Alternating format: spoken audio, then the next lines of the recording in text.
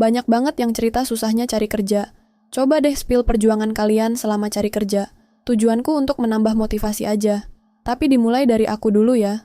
BTW, aku alhamdulillah udah dapat kerja sih. Tapi aku nggak akan pernah lupain perjuangan aku selama cari kerja tuh gimana. Tahun 2019, setelah aku mengalami pengurangan karyawan di perusahaan sebelumnya. Tentu tak mudah bagi aku sebagai anak yang hidup di kota lain yang harus survive menghidupi diri sendiri. Next. Karena aku merasa bisa dapat kerja lagi, aku tetap stay di kosan, bertahan hidup, dan berjuang mencari kerja. Bahkan ketika menganggur pun, orang tua nggak ada yang tahu sama sekali. Aku pikir, aku nggak mau membebani mereka, apalagi keluargaku juga sudah memiliki kehidupan masing-masing, baik ayah maupun ibu. Maksudnya mereka sudah berpisah dan sama-sama memiliki pasangan yang baru. Aku pikir, aku masih mampu bertahan dengan uang yang nggak seberapa. Next.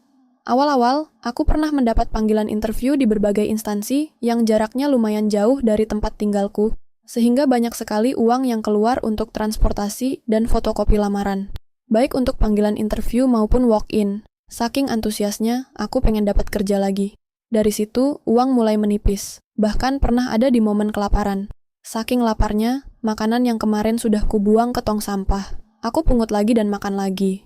Gila kan? Ya, aku pun secara sadar sih memakan makanan itu. Terserah sih mau percaya atau enggak. Nah, keesokan harinya aku dapat panggilan interview lagi di salah satu agensi. Karena aku pikir aku percaya diri akan segera mendapatkan kesempatan itu. Dari uang yang cuma sisa 5.000 aja, aku harus berpikir keras gimana caranya bisa mengikuti interview itu, yang jaraknya 5 km lebih dari tempat tinggalku.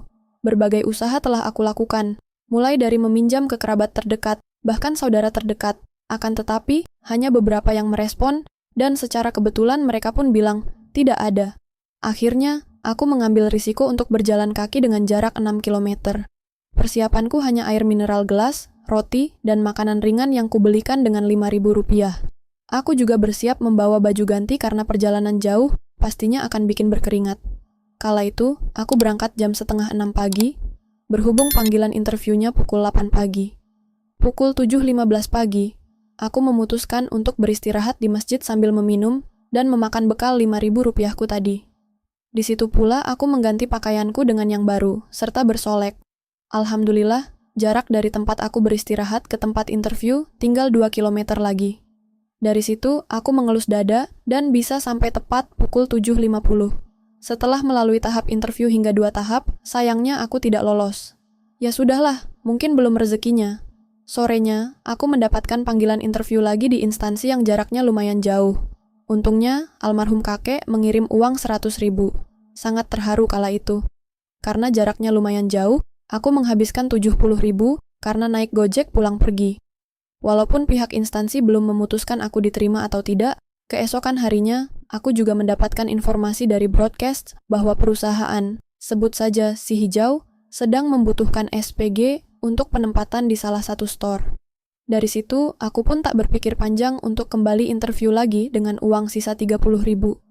Jam 7 pagi aku berangkat, hingga ketika tahap 3 selesai, aku disuruh menunggu untuk tahap selanjutnya. Dan alhamdulillah, aku diterima. Next. Aku diinstruksikan untuk menghafal product knowledge dalam waktu 1 jam. Aku bisa hafal, dan dari situlah aku diberi surat tugas serta seragam. Sesampainya di kos, aku malah mendapatkan informasi dari 3 perusahaan yang sebelumnya aku apply, bahwa aku diterima juga. Tapi karena surat tugas dan lain-lain dari perusahaan Si Hijau sudah ada di tanganku, aku tentu berkomitmen memilih perusahaan ini.